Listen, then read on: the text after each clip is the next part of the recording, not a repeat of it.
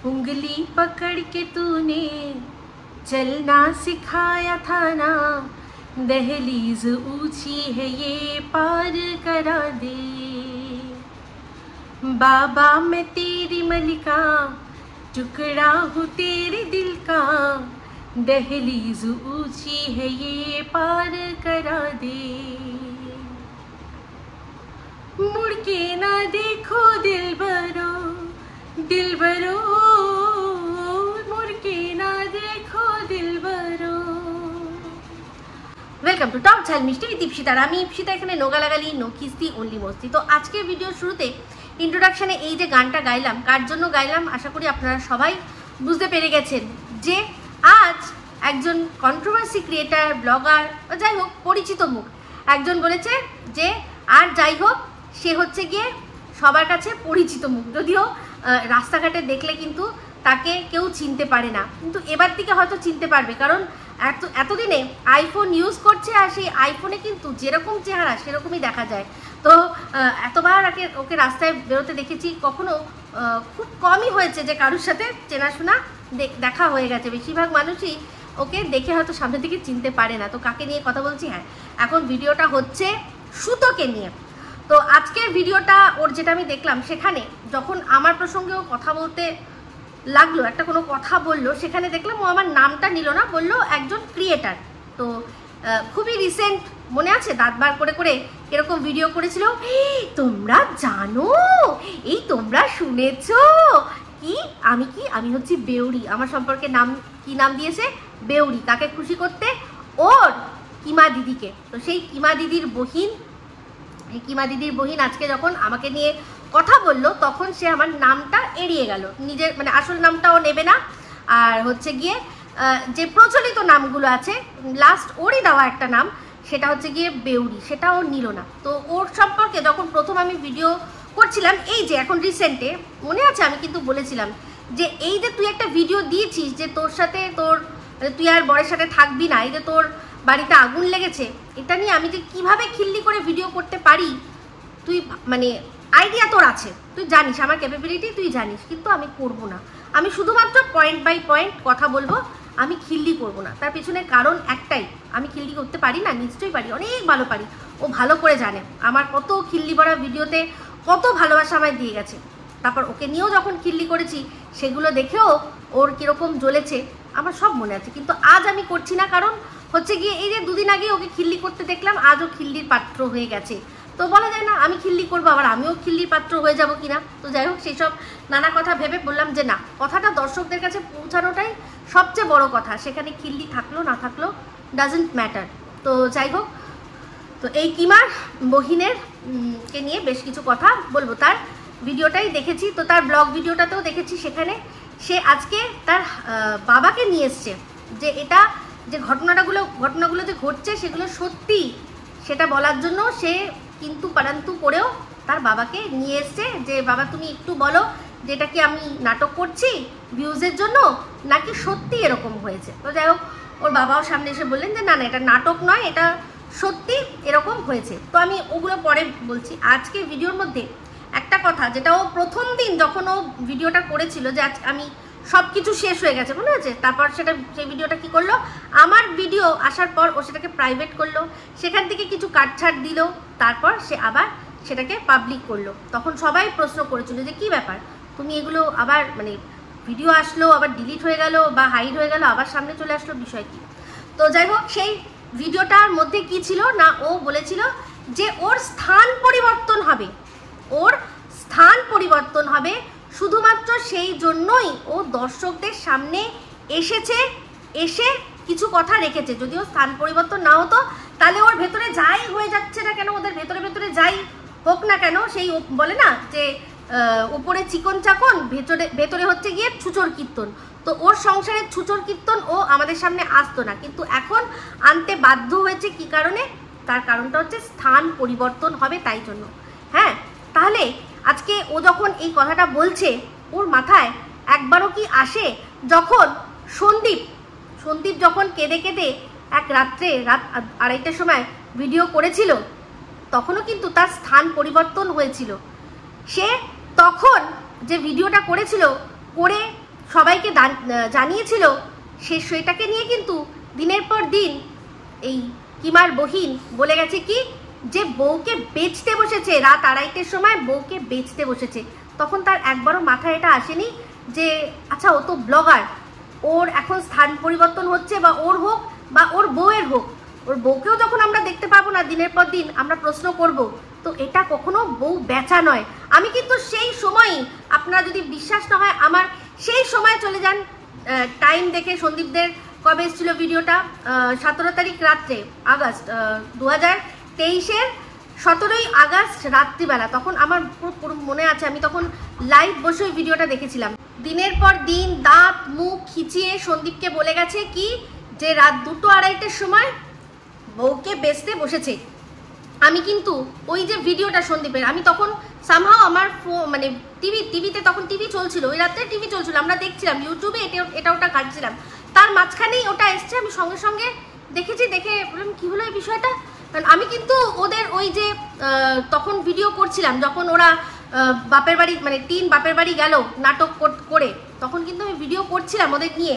তো হঠাৎ করে এই কথাটা যখন শুনেছিলাম, আমি কিন্তু এই কথাটাই বলেছিলাম যে সন্দীপ কেন অত রাত্রে এসে আমাদের সামনে এটা বলল। আপনারা যদি মনে হয় গিয়ে মিলিয়ে দেখে নেবেন যে ওর তো 17 তারিখ না 18 তারিখ রাত্রে দিয়েছিল, তো তারপরের দিনই যে ভিডিওটা, আমার ডেট তো একই থাকবে 2023 আগস্ট মাসে, ওই সময় প্রথম ভিডিওটা দেখে কিন্তু আমি তখনই বলেছিলাম যে ওই কথাটা এখন বলছে কেন।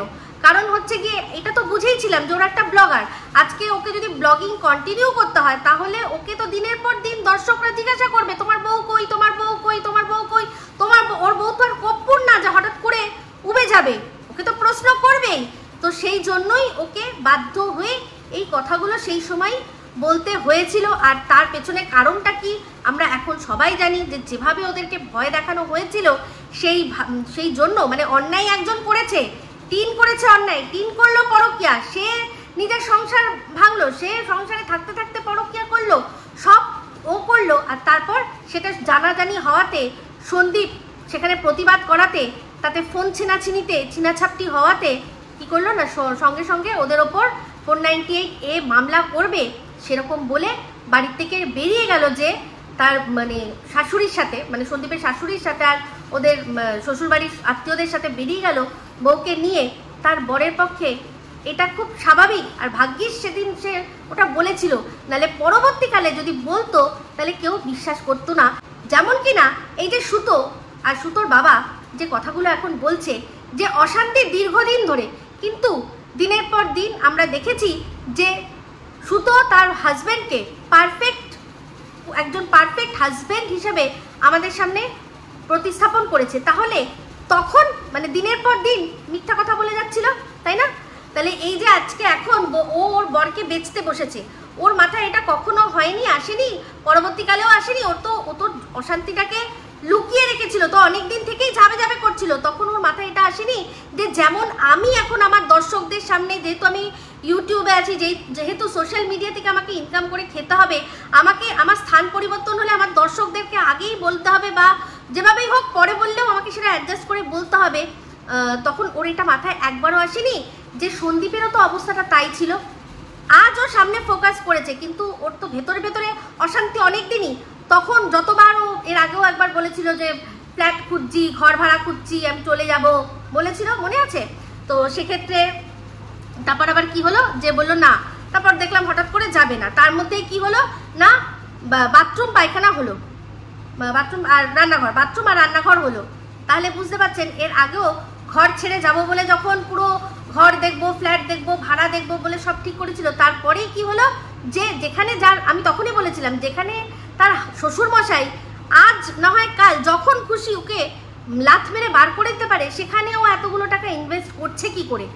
আগের বারও অশান্তি হলো, তার মধ্যে দেখা গেল যে বাথরুম আর রান্নাঘর রেনোভেশন হলো এতগুলো টাকা দিয়ে, যেই বাড়িতেও থাকতে পারবে কিনা সন্দেহ আছে, সেখানে হঠাৎ রেনোভেশন। তো আজকে হতেই পারে যে ও এখন ওর শ্বশুরবাড়ি ছেড়ে ওর ওই পোষ্যকে নিয়ে চলে যাচ্ছে কোথায় না বাপের বাড়িতে। নিচটা হয়তো রেনোভেশন হবে, আরও বেশি ঝা চকচকে হবে, কারণ প্রত্যেকটা মানুষ ঝা চকচকে কথা কিন্তু বলছে। আর ও একটা ভিডিওর মধ্যে উল্লেখ করেছিল যে ওপরে আমি ঝা চকচকে ছিলাম, কিন্তু সেখান থেকে আমি নিচে এসছি, কারণ দেয়াল চটা হোক আর যাই রং জ্বলা হোক, শান্তি আর কি ভালো, মানে বক্তব্য হচ্ছে গিয়ে আমার স্বস্তির চেয়ে শান্তি ভালো। সে আমি ওপরে ঝা চকচকে থাকবো কিন্তু মুখ কালাকালি হবে, তার চেয়ে আমি নিচে চলটা ওটা নিজের স্বাধীনতায় থাকবো, তাই তো বলেছিল। তাহলে দেখুন ওর হাজবেন্ড, সে তার ওপরে তার মা বাবার কাছে থাকবেই, কারণ সে তো যখন ও কোথাও ঘুরতে যায়, বেড়াতে যায়, বা এই যে দিল্লিতে গেল বংশের প্রদীপ জ্বালাতে, সে বংশটা কার? সেই রায় ফ্যামিলির কেউ গেছে? একবার ওর বর শুধু গেছিল, তারপর দিনের পর দিন ও কিন্তু যায়, মানে ওর সাথে কেউ যায়নি, এমনকি ওর বাপের বাড়ি থেকেও কেউ যায়নি, কারণ সবাই সবটা জানতো যে এটা একটা আইওয়াশ হচ্ছে, সবচেয়ে কম দামি কত টাকা ইনভেস্ট করা যায় সেইটাই আর কি সে করছে।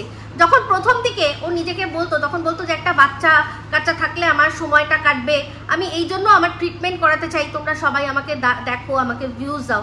আর যখন পয়সা হয়ে গেছে, ভিউজ হয়ে গেছে, সমস্ত কিছু হয়ে গেছে, সে এখন বাচ্চার জন্য বলছে যে পেন, ভয়, আমি ভয় পাচ্ছি, পেন, তাই জন্য আমি বাচ্চা নেব না। এটা কখনো হয় বলুন তো? কখনো হয়? পেনের ভয় মা হব না এটা কেউ কখনো বলে? ও প্রথম থেকেই জানতো যে এটা হওয়ার নয়, তাই জন্য যেটুকু যা দর্শকদের কাছ থেকে নিয়ে ও সেখানে এখন বলছে যে আর দরকার নেই। তাহলে এই সুতোই কি করে দিনের পর দিন একজনের চিকিৎসা নিয়ে প্রশ্ন তুলে গেছে যে তুমি দর্শকদের কাছ থেকে ভিউজ চেয়েছো, যে ভিউজ দাও, টাকা হলে চিকিৎসা করাবো। কার কথা হচ্ছে না? MSL এ যে মেল আর কি ওনার আছে তার সম্পর্কে দিনের পর দিন বলে গেছে যে এখন তুমি আশা ছেড়ে দিচ্ছ, বলছো যে না আমাকে আমার মতো ছেড়ে দাও, আমি আর চিকিৎসা করাতে চাই না, বাকি জীবনটা আমি খেয়ে দিয়ে এরকমভাবেই কাটাতে চাই। এই কথাটা সে যখন বলেছিল তার বউয়ের থ্রু দিয়ে, তখন কিন্তু বলেছে এটা কি করে সম্ভব? তুমি তো চিকিৎসা করার নাম করে টাকা নিলে, তুমি তো চিকিৎসা করার নাম করে টাকা, বলতে ওরা তো কারোর কাছে হাত কোনোদিনও পেতে এরকমভাবে টাকা নেয়নি, কিন্তু ভিউজ তো চেয়েছিল, ভিউজ বিখ্যাত করেছিল যে ভিউজ দাও, সেখান থেকে ইনকাম হবে, সেখান থেকে চিকিৎসা হবে। তাহলে যখন সে মেল ওনার বললো যে না আমি আর চিকিৎসা চাই না, তখন এই কত প্রশ্ন করেছে। তাহলে আজ সেই জিনিসটাই ও কি করে করছে? ওর কি টাকার অভাব হয়ে গেছে? ও কি একবার অন্তত আইভিএফ করে দেখতে পারে না? যে দেখি, হ্যাঁ যদি নষ্ট হয় একবারই হবে, তাতে কি আছে? ভিউজ আপনারা দিয়েছেন, আবারও যদি সেই টাকা আপনারা আবারও ভিউজের মাধ্যমে সেটা পূরণ করে দিতে পারবেন কি? পারবেন না? নিশ্চয়ই পারবেন। তাহলে সেক্ষেত্রে দিনের পর দিন আপনাদের ইমোশন নিয়ে খেলে গেছে, এটাই বলে যে একটা বাচ্চা আপনারা যারা ওকে প্রচণ্ড ভালোবাসেন, ওর ওই শূন্য জায়গাটা দেখেই কিন্তু ভালোবাসেন, যে আরে বেচারা ওর একটা এরকম নেই, চলো ওকে একটু ভালোবাসা দিই, ওকে একটু সহানুভূতি দিই, তাহলে ও যদি একটু আমাদের এই সহানুভূতি, ভালোবাসা, একটু ভিউজ এগুলো পেয়ে যদি ওই পেনটা ভুলে থাকে, তাহলে যে আজকে পেনের দোহাই দিয়ে বাচ্চা নেবে না বলছে, মনে হচ্ছে না যে আপনাদের ইমোশনের সাথে খেলেছে?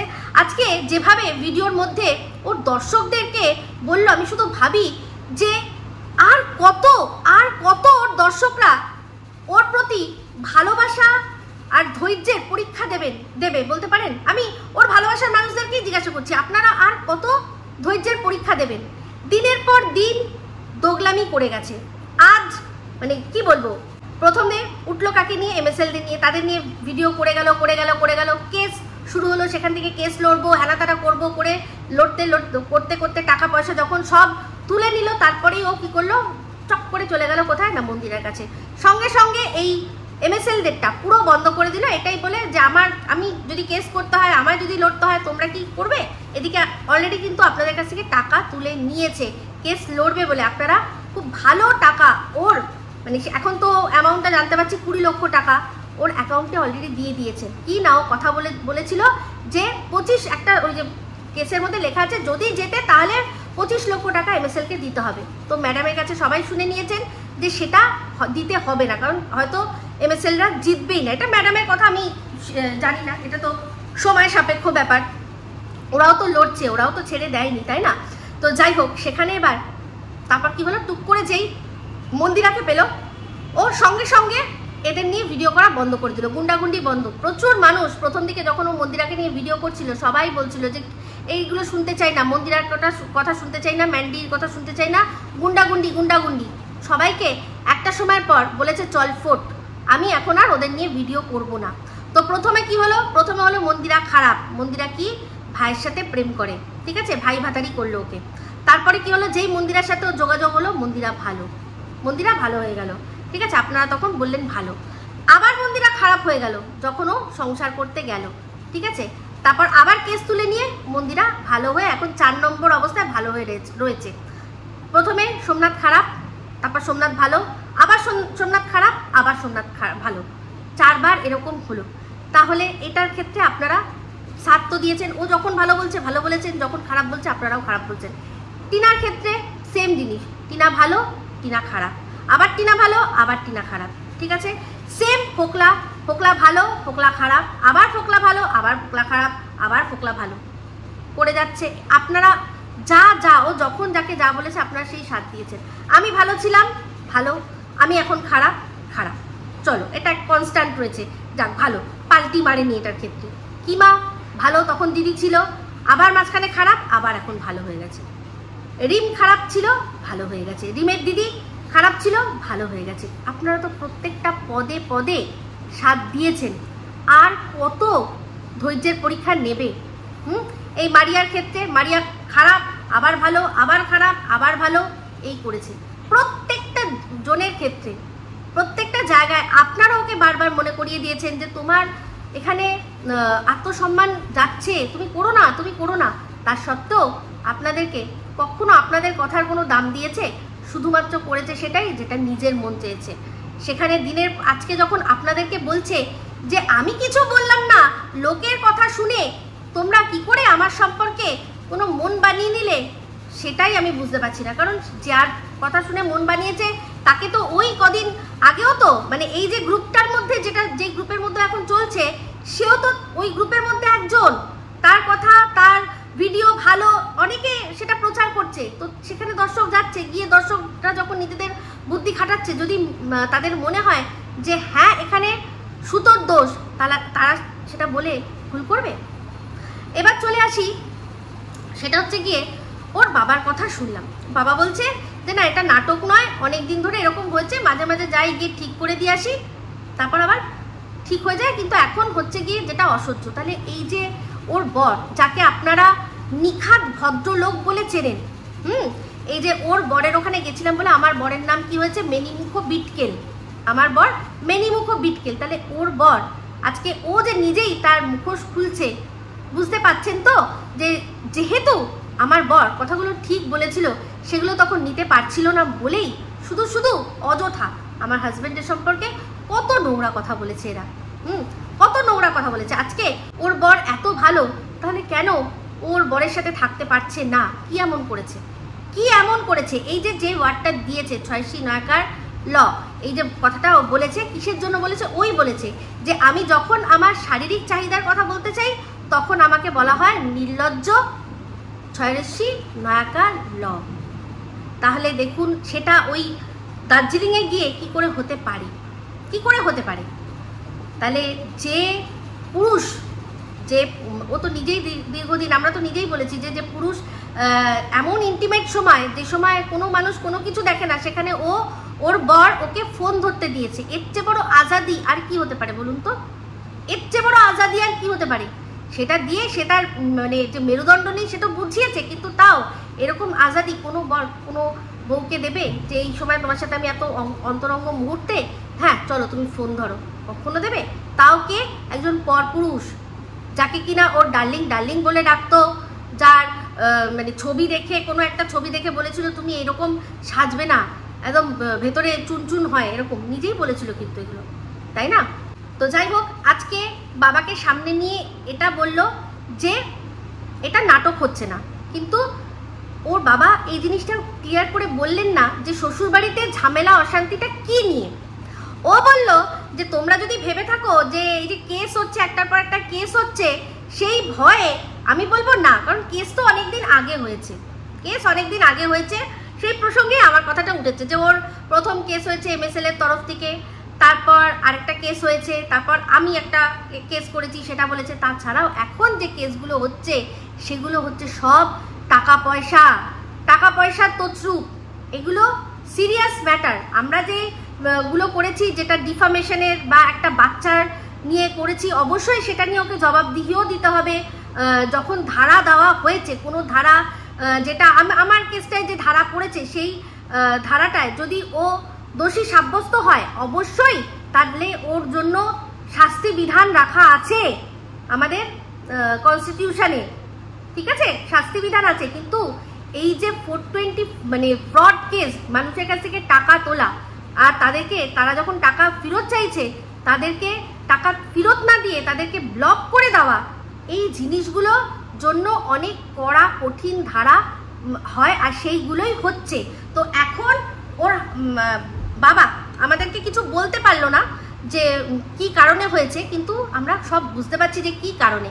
আসলে কিছুই না, ব্যাপারটা এখানে ও ওর হাজবেন্ড আর ওর শ্বশুরবাড়িকে ক্লিন চিট দিয়ে তাদেরকে সরিয়ে রাখতে চায়, মানে এদের সাথে আমার কোনো সম্পর্ক নেই, দরকার পড়লে ও তার জন্য ডিভোর্স পর্যন্ত নিয়ে নেবে।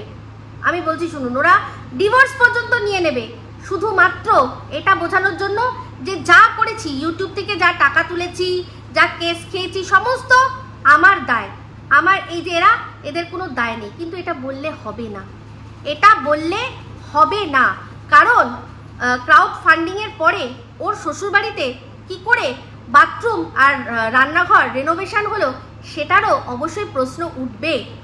তাদের বাড়িটা কার নামে? ওর শ্বশুর শাশুড়ির নামে। তাদের ছেলে কত টাকা রোজগার করে সবাই জানি। আর ও যে এই যে বানিয়েছে বাথরুম আর রান্নাঘরটা বানিয়েছে, রেনোভেশন করেছে, ওর শ্বশুরের পারমিশন ছাড়া ও এটা করতে পারতো না। তাহলে যিনি কিনা ওনার নিজের বাড়িটা ছেড়ে দিয়েছে দিনের পর দিন এই ধরনের ভুলভাল কাজের জন্য, আজকে তারা যদি মানে সম্পূর্ণভাবে এর কাছ থেকে পাল্লা ঝেড়ে নেয়, নিয়ে এরই সব দোষ, ওদের কোনো দোষ নেই, এটা কোনোদিনও হবে না। আজকে এটা যদি ও নিজেও বলে থাকে যে ঠিক আছে চলো আমারই সব দোষ, তোমাদের কোনো দোষ নেই, আমি চলে যাচ্ছি, তাহলেও কিন্তু এরা ছাড় পাবে না। আর সবচেয়ে বড় কথা, এই যে মিটমিটে শয়তান, এই যে এই সুতোর যে মিটমিটে শয়তান বরটা যে কিনা ভালো মানুষের মুখোশ পরে সবার সামনে থাকে, ওকে তো যা জব্দ করার আমি করব, ওকে জব্দ আমি করব। ও অ্যাকচুয়ালি ওই হচ্ছে মহাশয়তান। দেখুন, সুতোর প্রচুর দোষ আছে, আমি ওর দোষ কোনো ঢাকছি না, ঢাকবও না জীবনে, কিন্তু ওর বর যদি ওর সাথ না দিত ও আজ এত দূর পর্যন্ত আসতে পারতো না। সামান্য আমি আমার কেসটাই বলছি, আমার সামান্য একটা কেস, যেটা কিছু না কথাবার্তার মাধ্যমে সামান্য আমি আমার কেসটা বলছি, যেখানে আমি আমাকে বলা কথাগুলো মেনে নিয়েছিলাম। শুধুমাত্র আমার বাচ্চাকে কেন ইনক্লুড করলো, আমার বাচ্চার জন্ম পরিচয় নিয়ে কেন বললো, শুধু সেইটুকুই ছিল। কিন্তু আমিও ওকে বলেছি, ও আমাকে বলেছে, সেইটুকুই ব্যাপার ছিল। ওটা ওর বর চাইলে ওখানেই মিটিয়ে নিত, কারণ আমার বর একটা চান্স দিয়েছিল যে একজন মহিলা, তার বিরুদ্ধে কেস তো এরকম চুটকি ভরে এ তো হয়ে গেল, তো কেস এফআইআর সহ কেস তো হয়ে যাবে, কিন্তু তার আগে তাকে একটা জাস্ট সুযোগ, যাকে মেনিমুখো বিটকেল দিনরাত বলে গেছে, অ্যাকচুয়ালি সেই ওর ভালো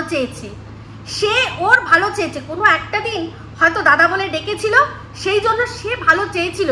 তাই জন্যই এই যে বলছে না যে আমার হাজব্যান্ডের ইনকাম নেই বা হেনা নেই তাই নেই, তো সেই জন্যই ওই স্বল্প ইনকামের মধ্যেও তার বউ তার পরিবারকে রাজার হালে নিয়ে গিয়ে ঘুরিয়ে বিরিয়ানি খাইয়ে চেয়েছিল বিষয়টা মিটিয়ে নিতে। কিন্তু ওর বরের এটা অসভ্যতামি যে ও এই জিনিসটা বাড়িয়েছে। ওর বর ওখানে দাঁড়িয়ে বলল যে না, উচিত হয়নি, আমি সব জানি, উচিত হয়নি। একটা কথা বলেছিল যে উনিও তো, মানে আমাকে দেখিয়ে আমার বরকে বলেছিল, উনিও তো অনেক কথা বলেছেন। সেখানে আমার বর বলেছে যে ওদের দুজনের মধ্যে, এখানে আমি তো ওর জন্য আসিনি, আমি তো এসছি আমার বাচ্চার জন্য, আমার বাচ্চাকে কেন বলা হচ্ছে, সেই জন্য এসছি। তাহলে সবটা বুঝলো, সবটা করলো, কিন্তু তার সত্ত্বেও তখন ওরা জানে যে একটা কেস করব বললেই আমাদের যারা গোপনে গোপনে টাকা দেয় তারা টাকা ঢেলে দেবে। তো কেস করব, লড়বো, লড়াই চাই, লড়াই করে বাঁচতে চাই। সেই জন্য একটা ফলস চিঠি দিয়ে মধ্যমগ্রাম থানায়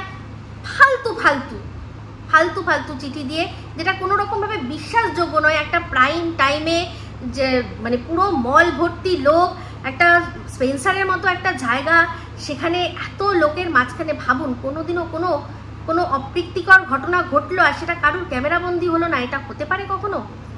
এই গল্প খাওয়াতে চেয়েছিল, আর এটাও বলেছিল যে আমরা নাকি ওর বর ছুটি হবে তখন বার হব, তারপর নাকি যা করার করব। আমরা তো ওখান থেকে বেরিয়েই সঙ্গে সঙ্গে যে গাড়ি নিয়ে গেছিলাম সেই গাড়িতে করেই সঙ্গে সঙ্গে বেরিয়ে চলে এসেছি। সেটা তো সমস্তটা আমরা দেখিয়েছি। আর সেই দিন যে কথাগুলো বলেছিলাম, যদি সত্যি এই কথাটা মানে বলে থাকি, যে ও বলেছিল না যে ওর বরকে কেমন দেখলে, সেখানে বলেছে যে বেয়ারলি আ ম্যান, মানে আদৌ পুরুষ কিনা সন্দেহ। তা আজকের ডেটে ওর কথাতেই পরিষ্কার যে আদৌ ওর বর পুরুষ কিনা সন্দেহ। যেখানে কিনা তার বউ দিনের পর দিন এরকম অন্যায় করছে, তাকে আটকাতে পারেনি। আজ যখন সে সব দিক দিয়ে মানে স্থলে জলে আকাশে সব দিক দিয়ে আটকা পড়ে গেছে, তখন সে কি করছে? তখন সে এটাই বলছে যে না, তুমি এখানে থাকতে পারবে না। যখন এখানে থেকে ইনকাম করেছে তখন কিছু হয়নি। তো যাই হোক, বাবা মা এখন ভালো সুন্দর সুযোগ পেয়ে গেছে যে মেয়ের তো জানে ভালো ইনকাম আছে, মেয়ের একটু জায়গা লাগবে, কি 2x2 একটা জায়গা, বসবে, বসে গড়গড় করে কথা বলবে, ভিডিও করবে, ভালো ইনকাম, খুব ভালো, আরও ভালো ইনকাম হবে। এখানে ব্লগ করবে, সেখানেও ইনকাম হবে। সবাই সবারটা বোঝে। তো যাই হোক, স্থান পরিবর্তন এরকম প্রচুর মানুষের, আমারও স্থান পরিবর্তন হয়েছে, কিন্তু কোনোদিনও আমার বরকে বেচতে বসিনি। অশান্তি ঝগড়া প্রত্যেকটা ফ্যামিলিতেই হয়। অশান্তি ও যেরকম বললো সপ্তাহে নাকি 2 দিন 3 দিন করে অশান্তি হয়, না ভাই, ওরকম হয় না। মাসে একবার হয় কিনা মানে বাই গড গ্রেস মানে বলতে পারছি না, হ্যাঁ, তবে হয়, অশান্তি হয়। আর ও একটা কথা বলেছিল, এটা আমি সত্যি মানি, যে অনেক সময় কি হয় যে অনেক কথা ইয়ার্কি ছলে অনেক বলছে, কিন্তু একটা এমন কথা থাকে যেটাতে মনে লেগে যায়। এটা আমি মানছি যে সত্যি কথা বলতে মনে লেগে যায়। বিশেষ করে আপনার ভালোবাসার মানুষ যদি এমন কোনো কথা বলে যেটা কিনা আপনাকে আপনার শত্রুরা বলে, সেই কথাটা গিয়ে মানে এই জায়গাটায় গিয়ে আর কি চোভে। যেমন ধরুন এই যে ওকে আমরা দালাল বলছি, তো ওর বর যদি ওকে দালাল বলে না, ওর গিয়ে একদম গায়ের মতো লাগবে, একদম গিয়ে পুরো জায়গা মতো গিয়ে বিঁধবে। তো সেক্ষেত্রে বলছে ওই কথাটা সত্যি, কিন্তু এখন যেটা হচ্ছে এটা সম্পূর্ণ একটা আইওয়াশ, কিচ্ছু না। হ্যাঁ, এবার ওর বাবাকে বলি একটা কথা, যে আপনার মেয়ে কিসের জন্য কি অশান্তি হয়েছে সেগুলো আপনি কিছু বললেন না, মানছি কিছু বললেন না। এর আগেও অনেকবার গেছেন, গিয়ে সব মিটমাট করিয়ে দিয়ে এসছেন। তো আপনি প্রথমত আপনি তো আপনার মেয়েকে সম্বন্ধ করে যখন বিয়ে দিয়েছিলেন, আপনি এই বাড়িতে বলেছিলেন যে আপনার মেয়ে ছোটবেলায় ইমিউনিটি পাওয়ার এত কম, এগুলো কি বলেছিলেন? আজকে ওই ফ্যামিলিটাও যখন বলতে বসবো, দুপক্ষকেই আমাকে দেখতে হবে। ওই ফ্যামিলিটারও তো, হ্যাঁ, ওই ফ্যামিলিতে ও তাদের যে শ্বশুর শাশুড়ি, তাদের তো একটাই মাত্র ছেলে, তাদেরও তো অনেক আশা আকাঙ্ক্ষা আছে। আপনার মেয়ে কোনো পূর্ণ করতে পেরেছে আশা আকাঙ্ক্ষা? টাকা দিয়েই সব হয়, সমস্ত কিছু টাকা দিয়ে হয়। তো এখন আমার যা মনে হচ্ছে, ও হয়তো ওর বাবাকে বলেছে যে বাবা, ওই বাড়িতে আমি এখন আর ভিডিও করতে পারবো না, আমার শ্বশুর আমার বর কেউ এখন সাপোর্ট করছে না, তো আমাকে এখন স্থান পরিবর্তন করতেই হবে, নালে ভিডিও করা ছেড়ে দিতে হবে। আপনি বলছেন অনেকদিন আগের থেকেই ঝামেলা অশান্তি, যদি সত্যি অনেকদিন আগের থেকে ঝামেলা অশান্তি হয়েও শ্বশুরবাড়ি থেকে যদি বলে থাকে এটা, যে এখানেও থাকবে আপনার মেয়ে শিক্ষিত সংসার করছিল, কিন্তু এই যে ইউটিউবে ভিডিওগুলো করছে তার জন্য আমাদের পরিবারে অনেক আঁচ আসছে, আমাদের একটা নাতনি আছে, তাকে আমাদের বিয়ে দিতে হবে, আমাদের একটা নাতি আছে, তার না ছেলে নয়, ছাড়ো, বাদ দাও, কিন্তু নাতনি তো আছে, তার তো বিয়ে দিতে হবে। তার যখন যদি সম্বন্ধ হয়, যদি খোঁজ খবর নেয়, তখন তো তার মামি কি জিনিস সেটা জেনেই তো ওই নাতনির বিয়ে ভেঙে যাবে, যে ওরে বাবা, এটা ওর মামি হয়, এটা ওর মামা হয়, ওর মামা তো ভেড়া, ওই ভেড়ার ভাগ্নি, এই বলে যদি বিয়ে শাদী বন্ধ করে দেয়। যদি ওদের পক্ষ থেকে এই দাবিটা উঠে থাকে যে আপনার মেয়ে এখানে থাকলে কন্ট্রোভার্সি ভিডিও করতে পারবে না, তো এখানে তো আপনার বলবো যে তারা মানে তাহলে সেক্ষেত্রে আমি বলবো শ্বশুরবাড়ি তো কোনো অন্যায় দাবি করছে না, তারা তো ইউটিউবার দেখে বিয়ে দেয়নি, ব্লগিং করবে সেটা হয়তো দিতেই পারে আর কি, সুযোগ দিতে পারে, কিন্তু কন্ট্রোভার্সি যেটার জন্য আজকে মাস্টারের ছেলে সে কত ভেড়া, আর মাস্টার সে কি জিনিস, এই কথাটা যখন মার্কেটে উঠছে তাদের পক্ষে খুব স্বাভাবিক। কখনো চিন্তা করে দেখেছেন যে তারা ন্যায্য দাবি করেছে কি করেনি? তো যাই হোক, আপনি আপনার মেয়ের সাথ দেবেন, সেটা সর্বৈবভাবে কাম্য। যে কোনো, আমরা এটাই মনে করি যে সে শ্বশুরবাড়িতে যেভাবেই হোক, সে নিজে অত্যাচার করুক বা অত্যাচারিত হয়ে আসুক, যেভাবেই আসুক, তার বাবার বাড়িতে তার যেন একটা স্থান থাকে। এটা সবসময় সবার ক্ষেত্রে বলবো। সেখানে আপনি আপনার মেয়ের পাশে এসে দাঁড়িয়েছেন, খুব ভালো লাগছে। কিন্তু চিন্তা করে দেখুন তো, যদি এই দাবিটা শুধু শ্বশুরবাড়ির হয়ে থাকে যে সব ঠিক আছে কিন্তু ও এই কন্ট্রোভার্সি ভিডিও করতে পারবে না। এর আগেও কিন্তু একবার আপনার মেয়ে বলেছিল যে আমাকে বারণ করা হয়েছে কন্ট্রোভার্সি ভিডিও করার জন্য, কিন্তু আমি সংসার ত্যাগ করব কিন্তু কন্ট্রোভার্সি ছাড়তে পারবো না। তাহলে বুঝতে পারছেন যে ওর কাছে কোনটা বেশি দামি? টাকা পয়সা এগুলোই বেশি দামি, সংসার সম্পর্ক সম্বন্ধ এগুলো দামি নয়। তো যাই হোক, সেগুলোর মূল্যবোধ ছোটবেলা থেকে বোঝানো উচিত ছিল। সেখানে হয়তো আপনারা অপারগ। নিজেই বলেছে আপনার স্ত্রীর সম্পর্কে যেভাবে বলেছে, যা ওর নিজের মায়ের সম্পর্কে যেভাবে ও এই ওয়াইটিতে আর তাছাড়াও ওয়াইটির বাইরে অফ দ্য ক্যামেরা বিশেষ মানুষকে যা বলেছে, তার থেকে আমরা বুঝতেই পারি। আর মা মেয়ের দুজনের যে বন্ডিং যখন ক্যামেরা শেয়ার করে আমরা তো দেখতে পাই, সবই বুঝতে পারি। সেই জন্যই আজকে ক্যামেরার সামনে উনি আসলেনও না মেয়ের এত বিপদের দিনে, কারণ ওনার চোখ সব সময় সত্যি কথা বলে। উনি পারেন না, কিন্তু আপনি তো বাবা, মেয়ের দোষ থাকলেও আপনি সেটা মানে ঢেকে ঠিক কাভার দিতে আসতে পারেন। এটা কিছু করার নেই, বাবা তো, বাবাদের এটা বৈশিষ্ট্য। তো যাই হোক, ভিডিওটা শেষ করার আগে যে কথাগুলো সুতো বললো, সত্যি সেই কথাগুলোতে না মানে কি বলবো বলুন তো, কি বলবো আমি বলি তাহলেই আপনারা বুঝবেন। তো সেখানে ও প্রসঙ্গ টানলো কার না, রুনার। তো রুনা বলেছে তার ভিডিওতে, তার দর্শকরা রুনাকে বলেছে যে তুমি ওর সাথে ফোন করে খবর নাওনি কেন, কি বিষয় না বিষয়। তো সেক্ষেত্রে আমি ওর ভিডিওটা দেখিনি, রুনার ভিডিও দেখিনি, কিন্তু শুনলাম সুতোর মুখেই যে সেখানে ও বলছে যে কি ওর খবর নেব, ওকে ফোন করলে তো ও সেটা কল রেকর্ড করবে, করে সেটাকে ছেড়ে দেবে, মার্কেটে বেচে দেবে, তাই তো।